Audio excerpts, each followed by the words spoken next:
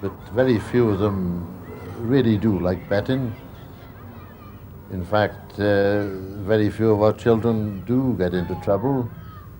Certainly, far fewer than in many other areas of town. However, I think that the bad reputation, which is often attributed to Tiger Bay, is most certainly brought in by outsiders. And the families who have lived in the area for the whole of their lives are really clean, good living people. Well, the Tiger Bay that I've heard people talk about is not the Tiger Bay I've ever known. But people are not willing for to let it die. Of course, like television people and everybody else sometimes come looking for the bad places, and you find them, and the good ones.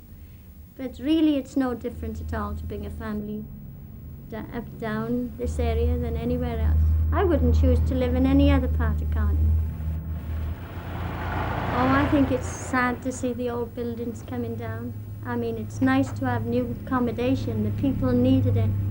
But very sad to see the friendliness and closeness going away.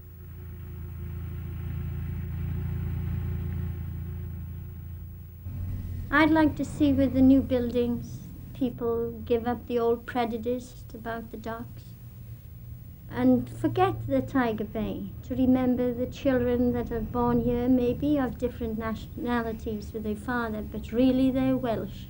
And if they've got the abilities, give them the opportunity.